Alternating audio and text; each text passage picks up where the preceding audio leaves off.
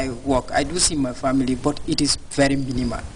And that is something I will definitely need to work on in the coming year, seriously. Yeah. Mo, you also, one of the reporters on Sundays, you do work with Balde, or editors on Sundays, you do work with Balde. And at times, because of the nature of his maybe engagements and the like, you have to at least take care of the entire bulletin, if not entirely on your own. Maybe at least you need to take the lead till at least Balde manages to catch up with you. And I know that you're kind of passionate about your days off and the like, and also you're also a family man. You have a wife and I believe a beautiful daughter. And also I believe you're also going to the university as a student. How do you juggle these three?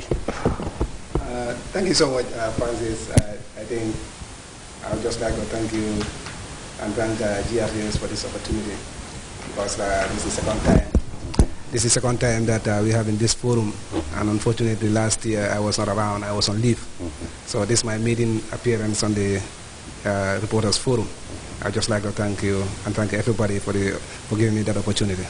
Well, as you've said, the nature of our work here is such that it takes most of your time.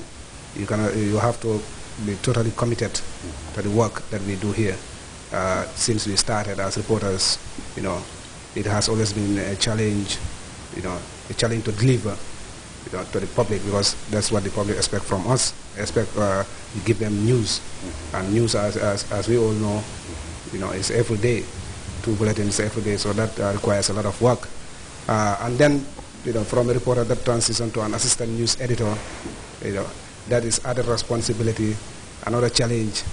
But I think, as the others have said, Aissatou Famara, Balde, and Senghor have said, in as much as it is a challenge, it is also we also enjoy doing it, because that's our work. I think that's the nature of our work, and we have to do it as expected of us. So given this responsibility, assistant news editing, reporting, then the family at home, going to school, though fortunately for me I've just finished my university education this semester. So I know that has also removed a lot, some of the burden on me, that will also allow me to concentrate on work and family. I think balancing this, all this together becomes very difficult, but not impossible. I think everything has its time. Yeah, you have a job, when the job comes, you have to do the job. You have to give all your time, all your resources to do the job. Make sure that you do it to the best of your ability. And I think that's what I have been trying to do. Make sure that I live up to expectations, despite the fact that I have other commitments, but the job comes first. And since I realized that, I've been trying to do that. And thank God, and you people have been very understanding. I have to admit it. I think if it were not for you, RD, management of GRTS, particularly yourself, who has been assigning us, and Balde and the others, I don't think I would have been able to finish my university education. But you have that. You had that understanding. You had that. You gave me encouragement. You gave me all the support that I needed, and I think I'm very proud of that, and very, very much appreciate that.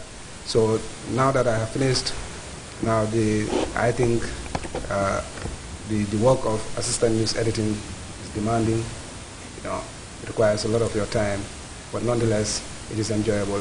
I think like the other said, we're trying to cope with the other responsibility. It is a challenge. All right. Yeah.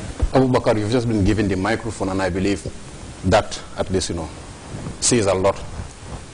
Apart from the fact that you are, a regular news presenter, you also do host this program. It's called Ikra.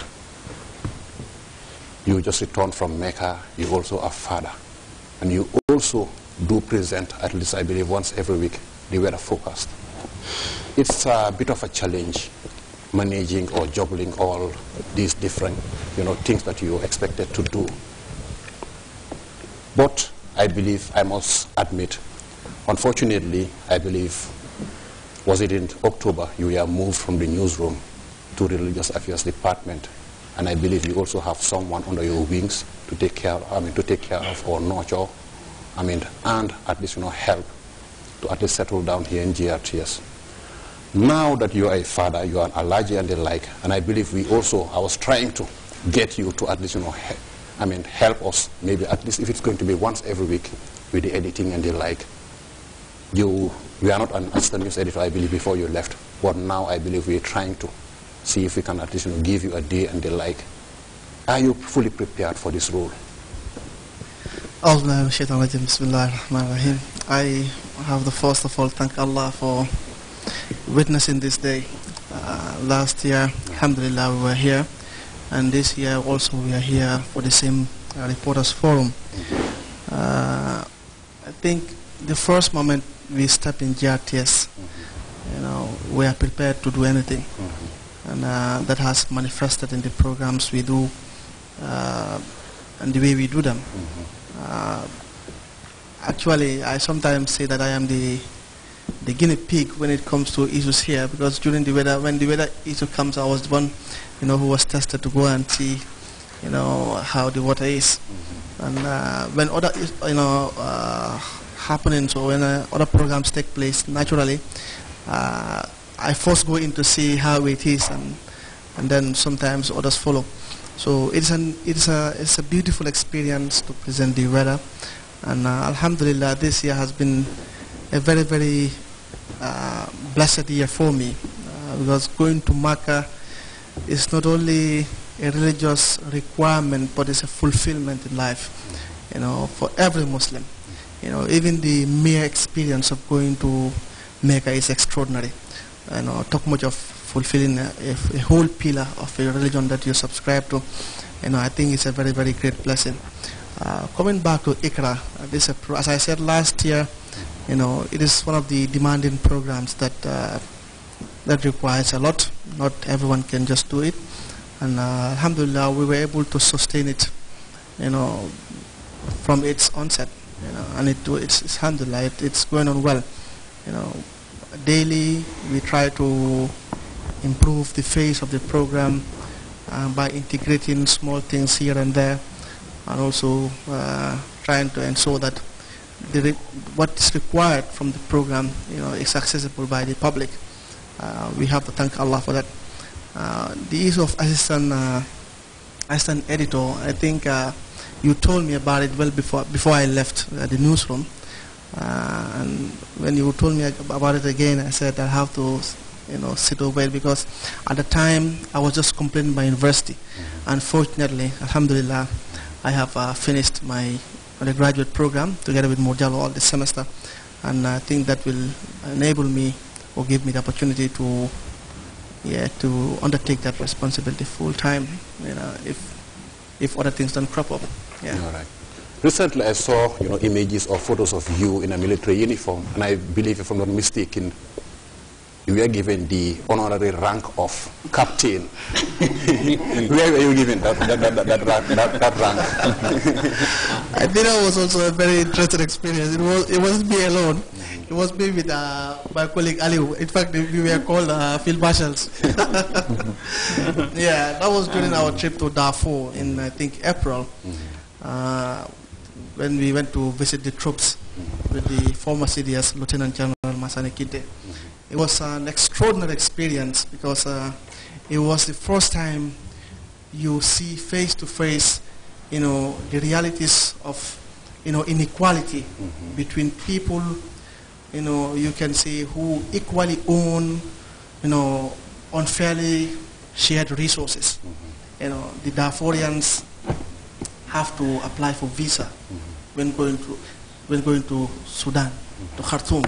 Whilst if you're moving from Khartoum to Darfur, it's just a free ride, you can say.